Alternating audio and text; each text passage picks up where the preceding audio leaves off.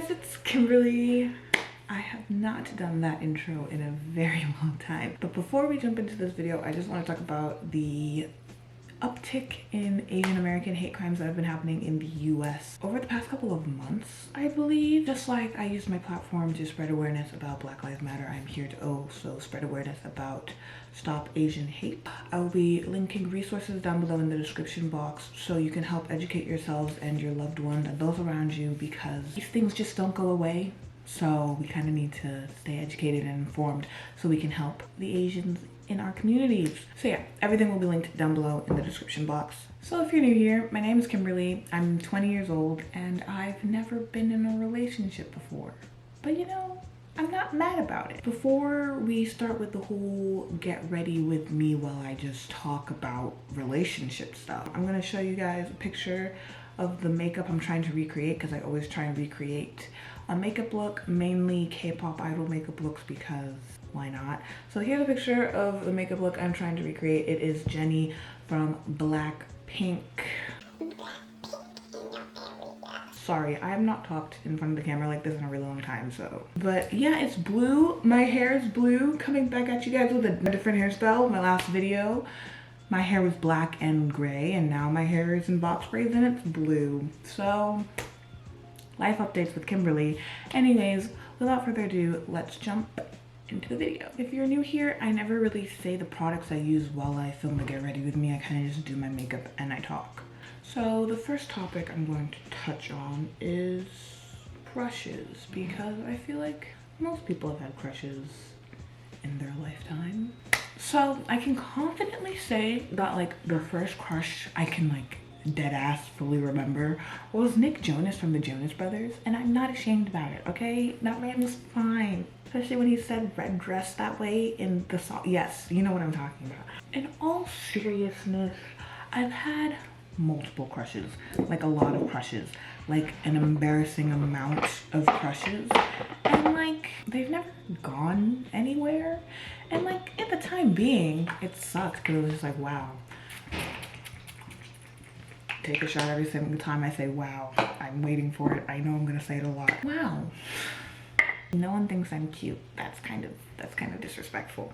But in retrospect, dating in elementary school and middle school kind of does not sound like the best idea, and it was not the best idea based off of what I was watching happen to my peers. So like I'm kind of happy I was never in a relationship in high school or middle school or elementary school, but I've just always been alone. It's like, yeah, like I understand that, you know, dating a middle schooler who like isn't mature is probably like not the best idea.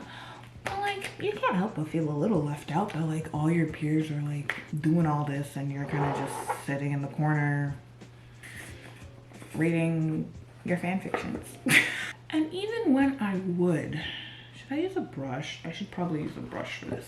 Even when I would confess my feelings to whomever I had a crush on at the time, because like I said, we ran through crushes like it was my job. I mean I did. Me.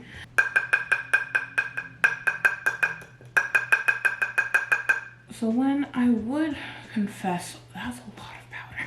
When I would confess, and I'm wearing black. Ugh, I'm really not that smart, guys. When I would confess my feelings, I would, one of two things would happen. I would either get friend zoned and they would act like nothing happened, or they would just like stop talking to me altogether, or it'd be a combination of the two. They'd stop talking to me and then they'd like, after a couple months, they'd like be buddy-buddy with me again. So fear of rejection has definitely been ingrained in me, but that's something I should probably talk to with a therapist, you know?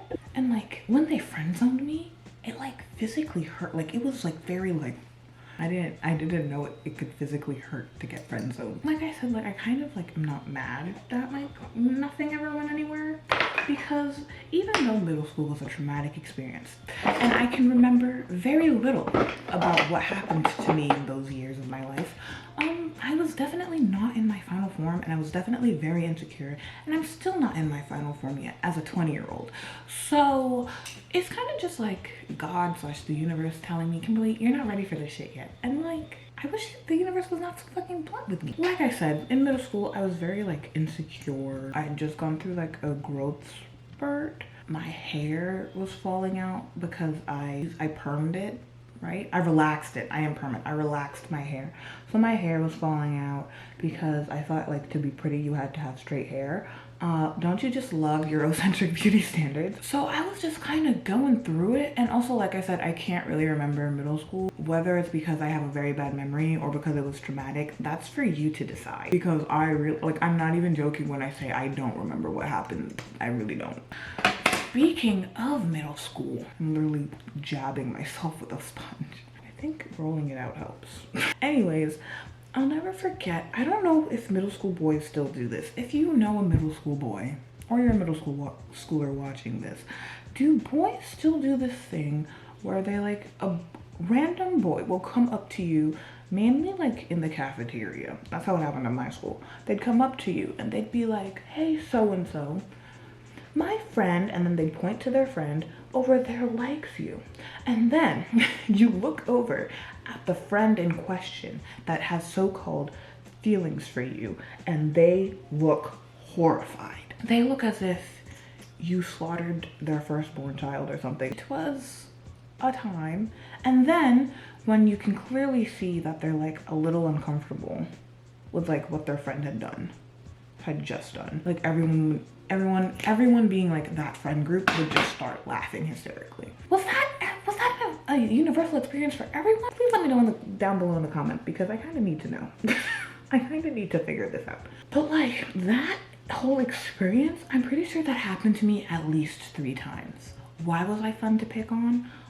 Maybe because I was the quiet kid that like kind of just kept to herself. I don't really know. Like, even if I didn't like find the friend they were talking about like attractive, it still kind of like hurt that they like thought they could like fucking mess with someone's emotions like that. Especially me, who like never had anyone like look in their direction like romantically. That shit, like, might as well just put a dagger through my heart. And like, I never understood why that was funny. Like, middle school boy humor is just on a level that I don't think I'll ever understand, nor do I ever want to understand. The fact that they found that funny. Like, yes, you traumatized me. Thank you. That's so funny. That's like, wow, what a comedian. Y'all are such comedians. And not to make everything about race and stuff, but you have to kind of just sit there and wonder, because I went to, in middle school and high school, I went to predominantly white schools, and you can't help but wonder, like, did I think I was so unattractive, and did no one find me attractive because I was black and I didn't have Eurocentric beauty features? Like, yeah, I was tall and like yada yada yada yada, but like, was there racism involved? Was that a part of my middle school experience that I just can't recall? I mean, I think I already know the answer. I just don't want to say it out loud, but I mean, that part of my life is over, so it like doesn't really matter. Like, I mean, it sucks in retrospect to think like maybe I would be in a relationship if I didn't go to a school that was like predominantly white. But like, also, you kind of just gotta, like, dating as a black girl, no matter the age, is already pretty hard enough, because you have to question if like if people even find you attractive solely based off of the fact that you're black. Like, middle school Kimberly's life no longer exists. Like, that part of my life is over, so like, you kind of have to move on. But it's just something you kind of just sit there and wonder about. And like, if you're black as well, maybe you can relate to the, unfortunately, like, the black girl experience. But yeah, I don't know what to say. Well, the sun's finally coming out. Yay. Oh, I didn't set my eyelids with powder. Should probably do that.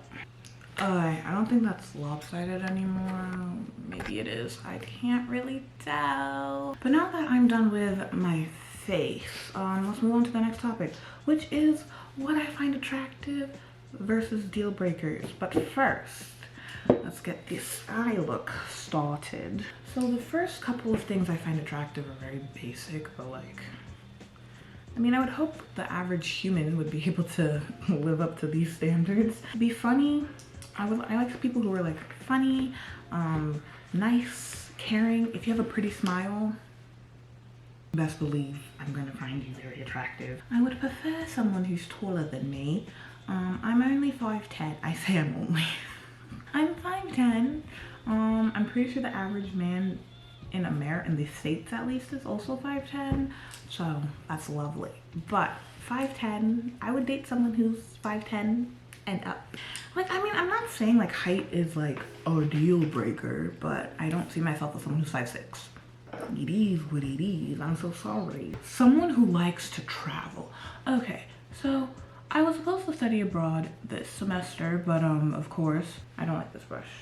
I don't want to use this brush. But of course, a little thing called coronavirus kind of decided, no.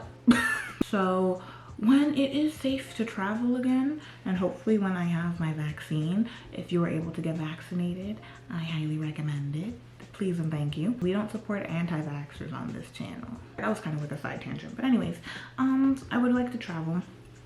Also, someone who understands that like, I might disappear like for a day or two at a time. Like I physically just like go ghost. Like I don't talk to people every single day because I physically can't talk to people every single day. I need a low time, and like my social battery like dies a lot faster if I'm hanging out with people a lot more often. So you just have to understand that I'm gonna go ghost, and like it's not your fault. It's the fact that like I'm an ambivert, and like my introvert side comes out a lot more frequently than I would like. So why am I doing that accent, you may be asking? I don't know. What else do I find attractive? That's a great question. I'm someone who can cook, because if I'm marrying you, I'm not cooking every single night. Also, like, the idea of one person in the household cooking, being the only one that can cook, and being the one solely responsible for cooking, when like both partners are like capable of doing it. Like it's not like they both have busy schedules, but like unless like your food is literally inedible, like I feel like you both should be cooking. I'm a foodie, and if we can both cook and both like bring different food experiences into that relationship, that would make me very happy. Okay. If you can speak another language, that automatically adds like 10 points to your attractiveness level. I'm sorry, I don't make the rules. I can speak fluently. I can speak 2 languages, but I know like 4. So like, if you can add another language that like I could learn, I really don't see a problem with that. And now I don't know what brush to use. I think I'll continue using this brush. But yeah, if you could speak another language, I really don't know what to say. I really don't. I don't know what to say. Just very attractive, very nice. Much like, I also find people who like don't listen to like just one genre of music very attractive. I don't listen to one genre of music because I find it boring. Like, no offense, but quite boring to only listen to one genre of music. Of course, I listen to more, like some genres more than other genres. I feel like I need to zoom in because you can't see my eyes.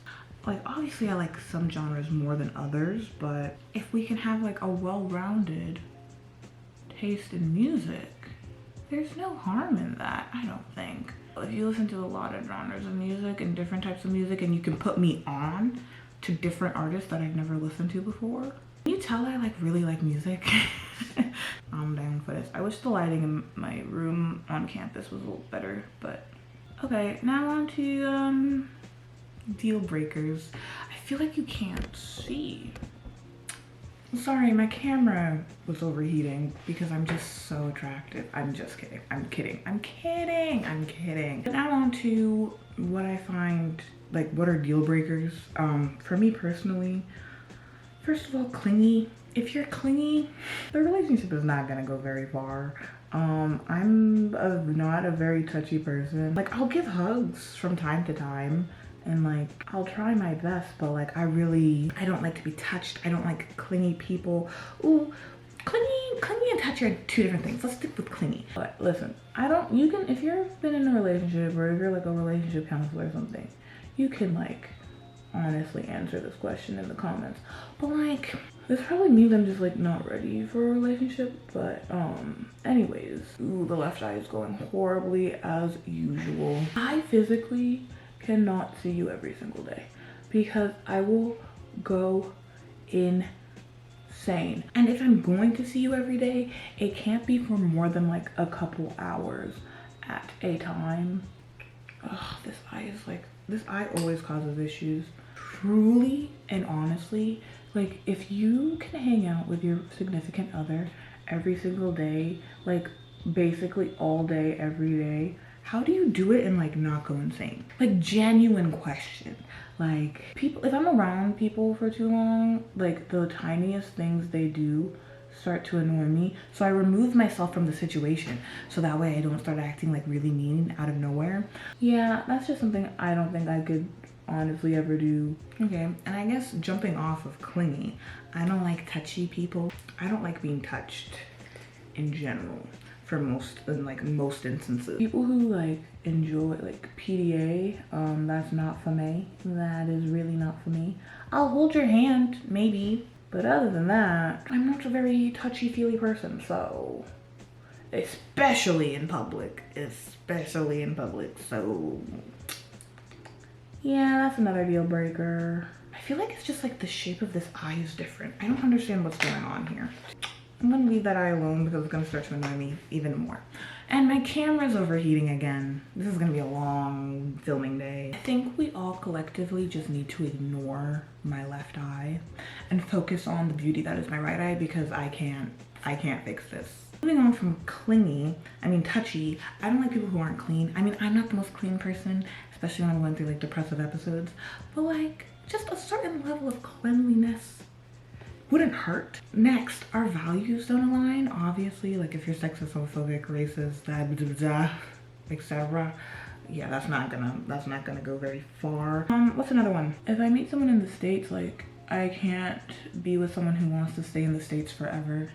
I ideally want to live in another country for at least a year, maybe 2, maybe 10, you know? If your roots are like trapped in the States and you physically can't see yourself traveling outside of the States to live for a little bit, that's also low-key another deal breaker. Like obviously if we can't move out of the state for whatever reasons, like that's obviously understandable, like I'm not crazy. If you honestly cannot even imagine yourself living in another country besides the United States of America, I think that face just says it all. Another deal breaker, which you'd think is common sense, but I don't know, maybe I'm just sensitive. You guys can tell me if I'm just sensitive, but someone just like constantly making fun of like my interests, even if it's in a joking way. Because like the more you joke about it, the more it sounds like you're dead ass seriously making fun of the thing. Like even if it's a joke like once or twice, like that's fine. But like if you're constantly like ridiculing the stuff I like, why am I gonna stay in a relationship with you? I can take a joke, but like by the 5th time, it's not sounding like a joke that much anymore, you know? And then, this is like petty, but like if you like the Migos, like you're a hardcore stan, I think that's just like a red flag. Next topic is like my love languages. So, if you don't know what love languages are, there's 5 love languages. I almost said long languages. Can you tell I can't talk properly like 90% of the time? There's 5 love languages that people have. I have to pull up my journal for this because I actually did a journal entry on my love languages. Card to why you should start journaling will be up above. Okay, so the 5 love languages are quality time, physical touch, receiving gifts, words of affirmation, and acts of service. So I feel like before you get into a relationship, you should like probably slightly know like what your love languages are, so that way you can like effectively communicate that with your partner. So even though I'm like not looking to be in a relationship right now, like I physically just don't want to be in one right now, which I'll talk about later, I did it anyways because I was just kind of curious. I wanted to know what my love languages are. So I took this test. If I can find it again, I'll put it in the description box if you want to take it as well. And it like subdivides the love languages into percentages, if that's like the correct way language works. I think if I add more, I think my reasoning is like if I add more glitter, it's easier to ignore the mess that is my left eye, you know? So according to this website, my top love language is quality time, which is kind of funny because I said I don't like seeing people every day. But like when I do see people, I do like hanging out with them and just like talking and like spending time together. Even if we're like not talking, we're just kind of in each other's presence. I just very much enjoy that. Oh, I'm doing my makeup, kind of forgot about that. And my quality time percent is 33%. So like out of all the 5, 33%, my main love language is quality time. My friends laughed when I told them this, but my physical touch percentage is 0. According to this test, I just really am not a physical touch person. And I mean, I do like giving hugs and getting hugs from time to time, but on a day-to-day basis, I just kind of thought that was funny that my love language, like my physical touch was like that low. I thought I was only gonna get like, I knew it was gonna be low, but I thought it was gonna be like 1% or like 2%, but no.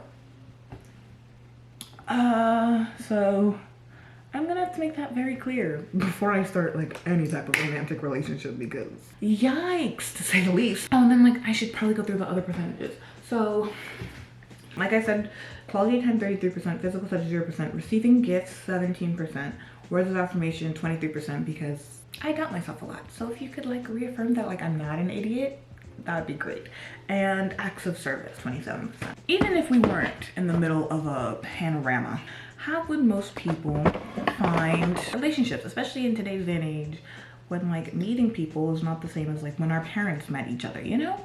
So a lot of people use dating apps, and I've used a couple dating apps, not presently, but like freshman year of college. I'm a sophomore, if you didn't know. So I only downloaded Tinder and Bumble because that's what most people use, I feel like. And also like I was an 18-year-old at the time. I honestly only got them like I said, not because I was looking for a relationship, but because I was bored, and like dating apps to me are like low-key like a game. It's fun to see, like just swipe on people and see who swipes back on you. Like I don't know what to say. I made it clear in my bio though that I wasn't like looking for a relationship. So if you don't read my bio, that's up to you. That's on you, buddy, not me. In my opinion, if you're gonna use dating apps, especially if it's gonna like Tinder, don't expect a long-term relationship to come out of that. Like it can happen, but like I don't want to be the one. Bestie, I'm afraid to tell you this, bestie. The chances of that like actually happening are quite low. I'm gonna do my eyebrows on camera because I realized that I have a lot more talking points that I've not hit yet. So we have to like take some time here. So like, yeah, but oh my god, my camera's overheating again. I'm going to throw hands. So I guess I'll do my eyebrows off camera. And we're back. Because I see myself staying in New York City, hopefully for a little bit while, I will probably go back to dating apps eventually. But like right now, Kimberly on April 4th, 2021 does not see herself in a relationship right now because I physically do not have the capability of putting any sort of romantic energy into someone right now. Like actually having to romantically care about someone sounds draining and awful in this present moment in time. So it's at least very good that I'm self-aware. I'm not like opposed to the idea of like getting in a relationship, but right now that's like the last thing I want. I don't want that. I really don't want that right now. Cause like I have to care about someone like in not a friend way, in like a romantic, like lovey-dovey way. No thank you. I'm good. No thank you. Segueing from that, from dating apps, it's gonna sound like a weird segue, but like it works, I promise.